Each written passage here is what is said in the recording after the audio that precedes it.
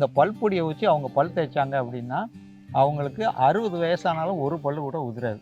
ஓ பல் ஆடாது, உதிராது, பல் அவங்களுக்கு எந்த பிரச்சனையும் வராது. அற்புதமாக கடைச்சரக்கு தான், அவங்களே கடையில் வாங்கி பயன்படுத்தலாம்.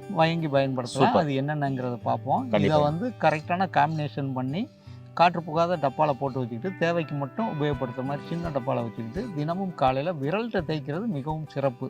விரல்லே தேய்க்கணும். ஆமாம் ஐயா, இப்ப என்ன அப்படின்னு சொன்னாக்க பல்பொடி பாத்தீங்கன்னா எழுந்த உடனே இன்னைக்கு வெவ்வேறு வகையான பல்பொடிகள் வந்துருச்சு, பற்பசை வந்துருச்சு. இதுல பல் விளக்குறதுனால ஒரு சிலருக்கு பிரச்சனைகள் வருது, ஒரு சிலருக்கு பிரச்சனைகள் வரல அப்படின்னு சொல்லிட்டு பல்வேறு கோணங்கள்ல இன்னைக்கு வந்து பேசப்படுது.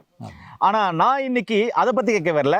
எதை பத்தி கேட்க வரேன்னா, நம்முடைய பாரம்பரியமான சித்த மருத்துவ முறையில நீங்க பல்பொடிக்காக என்னென்ன மூலிகைகளை மக்களுக்கு பரிந்துரை செய்வீங்க, அது எப்படி பயன்படுத்தினா பல் சார்ந்த பிரச்சனைகள் சரியாகும்?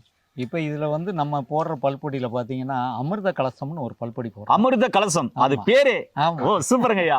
ஏன்னா நம்ம உடம்புல வந்து வாயில் ஊறுற எச்சில் தான் உமிழ்நீர், உயிர் நீர்னே சித்தர்கள் சொல்கிறாங்க. கண்டிப்பா. இந்த உமிழ்நீர் வந்து சுரக்காத காரணத்தினால தான் இன்னைக்கு அளவுக்கு அதிகமான நோய் வர்றதுக்கான காரணம். ஆமா, உமிழ்நீர் சுரந்து அவங்க அந்த உமிழ்நீரை தினம் பேசும்போது உள்ள உட்கொண்டாங்க அப்படின்னா அவங்க சாப்பிட்ற சாப்பாடு எல்லாமே கம்ப்ளீட்டாக ஜீரணமாயிடும். ஆமாம், ஏன்னா இன்னைக்கு ஜீரண மண்டலங்கள் யாருக்குமே ஒழுங்காக வேலை செய்யல. அதுக்காக நம்ம பல்பொடி வந்து நல்லா அற்புதமாக கடைச்சரக்கு தான், அவங்களே கடையில் வாங்கி பயன்படுத்தலாம். அது என்னென்னங்கிறத பார்ப்போம். இதை வந்து கரெக்டான காம்பினேஷன் பண்ணி காற்று புகாத டப்பாவில் போட்டு வச்சுக்கிட்டு தேவைக்கு மட்டும் உபயோகப்படுத்துற மாதிரி சின்ன டப்பாவில் வச்சுக்கிட்டு தினமும் காலையில் விரல்கிட்ட தேய்க்கிறது மிகவும் சிறப்பு. விரல்லே தேய்க்கணும். ஆமாம், சிலவங்க விரல்ட்டெல்லாம் எங்களுக்கு தேய்ச்சே பழக்கம் இல்லை அப்படிங்கிறாங்க. சிலவங்களுக்கு என்ன செய்கிறோன்னா ஒரு 1/4 டீஸ்பூன் 1/2 டீஸ்பூன் வாயில் போட்டு கொஞ்சோண்டு தண்ணியை ஊற்றி ஒரு நிமிஷம் 2 நிமிஷம் பல்ல வாயை கொப்பளிச்சிக்கிட்டே இருக்கணும். கொப்பளிச்சுட்டு எச்சை துப்பிட்டு அதை திரும்ப கழுவிட்டு லேசாக விரல்கிட்ட தேய்ச்சி விட்டுக்கிட்டா போதும். அதே பல் தேய்ச்சி எஃபெக்ட் ரொம்ப அற்புதமாக இருக்கும். 2 நேரம் பல் துலக்குவது ரொம்ப சிறப்பாக இருக்கும். மிக சிறப்பு. காலையில் ஒருக்க இரவு ஒருக்க பல் துலக்கும் போது பார்த்தீங்கன்னா இந்த பல்பொடினாலே அவங்களுடைய ஆரோக்கியம் ரொம்ப அற்புதமாக இருக்கும். அதை வந்து அவங்க ஒரு 15 நாள் பல் தேய்ச்ச உடனே அதை வந்து உணர்வாங்க. நமக்கு மோஷன் பிரச்சனை இருந்துச்சு, அது இந்த பல்பொடினாலேயே சரியாக இருக்குது. நம்ம வாயில் வந்து துர்நாற்றம் இருந்துச்சு, அந்த துர்நாற்றம் இன்னைக்கு இல்லை. அது மாதிரி நிறைய இது வந்து உடம்பு வந்து குளிர்ச்சியாக்கும். காலையில் மோஷன் ஃப்ரீயாக போகும். ஏன்னா அதுக்கான மெடிசன் ஃபுல்லாகவே இதில் இருக்குது. நம்ம என்னென்ன மருந்துங்கிறத பார்த்தோம். கண்டிப்பாக பார்த்துடலாம் ஐயா, நீங்கள் சொல்லுங்கள். இருக்கிறது வந்து சுக்குயா. நேர்களே, முதல்ல இருக்கிறது பார்த்தீங்கன்னா சுக்கு ரொம்ப நல்லா இருக்கு. ஆமாம், அற்புதமான வாசனை வேற. சுக்குங்க ஐயா. ஐயா இரண்டாவது ஐயா கடுக்காய். ஐயா கடுக்காய் 10 தாய்க்கு இணையான ஒரு வேலையை வந்து பார்த்தீங்கன்னா இந்த ஒரு கடுக்காய் செய்யும் அப்படின்னுவாங்க. ஓகேங்க ஐயா. அடுத்ததுங்க ஐயா. அடுத்து இருக்கிறது காசி கட்டி. இது காசி கட்டி அப்படின்னுவாங்க. இது எதுல இருந்து தயாரிக்கிறாங்க ஐயா? இந்த காசி கட்டியா கேரளால வந்து பாக்கு வேக போடுவாங்க. பாக்கை வந்து வேக வச்சு அந்த வெந்த பாக்கு தான் நமக்கு வந்து காய போட்டு வருது. இந்த பாக்கு வெந்த கீழே இருக்கிற தண்ணியை ட்ரேல காய வைப்பாங்க. அதுதான் இந்த காசி கட்டி. முந்தி வந்து நம்ம முதியோர்கள் பூராமே இந்த காசி கட்டியை வெத்தலை போடுறதுக்கு உபயோகப்படுத்தினாங்க. ஆமா, ரொம்ப கடுமையான தோற்பு இருக்கும். இந்த காசி கட்டி வந்து நம்ம பல்லுக்கு மட்டும் இல்ல, பெண்களுக்கு அதிகமான உதிரப்போக்கு போறவங்க இந்த காசி கட்டியை தினமும் கஷாயமா போட்டு சாப்பிடணும். ரொம்ப கடுமையான தோற்பா இருக்கும்.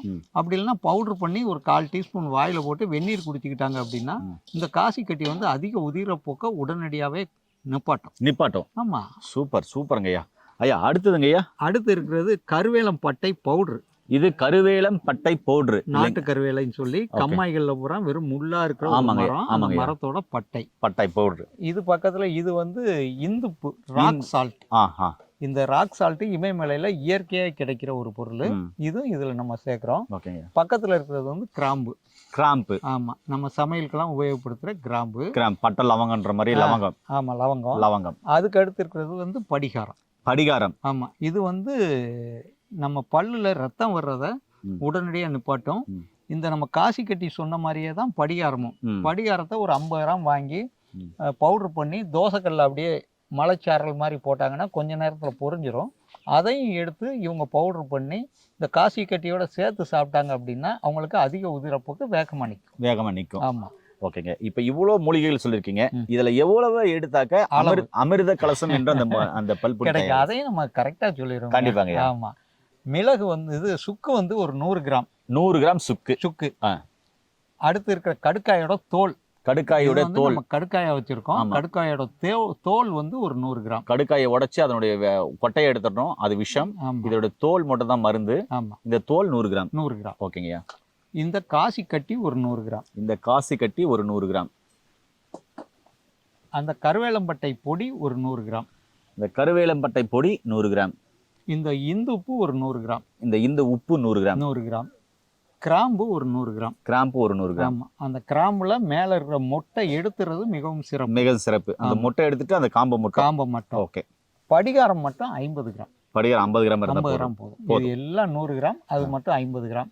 இது எல்லாத்தையும் தனித்தனியா நம்ம பவுடர் பண்ணி சளிச்சு எடுத்துட்டு அதுக்கப்புறம் மொத்தமா மிக்ஸ் பண்ணி திரும்ப மிக்சியில ஒரு அடிச்சுக்கிட்டு ரொம்ப நைஸா அரைக்கணுங்கிற அவசியம் இல்லை. வஸ்திரகாயம்லாம் இது பண்ண வேண்டாம், ஏன்னா பல்லு தானே தேய்க்க போறோம். கொஞ்சம் பரபரன்னு இருந்தாலே கொஞ்சம் தேய்க்கிறதுக்கு நல்லா இருக்கும். ஆமா, கொஞ்சம் பரபரன்னு இருக்கிற மாதிரி இதை நம்ம ரெடி பண்ணி தினமும் 2 வேளை தேய்ச்சோம் அப்படின்னா, முதல்ல ஒரு 3 நாட்கள் தேய்ச்ச உடனே அவங்களுக்கு இப்படி ஒரு அற்புதமான பொருளை நம்ம இவ்வளோ நாள் மிஸ் பண்ணிட்டோமே, நம்ம தினம் பார்க்குற பொருள் தான், கிடைக்கிற பொருள் தான், இதை வந்து நம்ம செய்யாமல் விட்டுட்டுமே ஃபீல் பண்ணுற அளவுக்கு இருக்கும். அந்த அளவுக்கு இருக்குயா. ஒரு 3 வயசு குழந்தை பல் அவங்களுக்கு வந்து ஒரு 1.5 வயசு 2 வயசில் பல் முளைக்க ஆரம்பிச்சிடும். முளைக்க ஆரம்பித்த உடனே இந்த பல்பொடியை வச்சு அவங்க பல் தேய்ச்சாங்க அப்படின்னா அவங்களுக்கு 60 வயசானாலும் ஒரு பல் கூட உதிராது. பல் ஆடாது, உதிராது. பல் அவங்களுக்கு எந்த பிரச்சனையும் வராது. டைஜஷன் செக்ஷன் ரொம்ப பெர்ஃபெக்டாக இருக்கும்.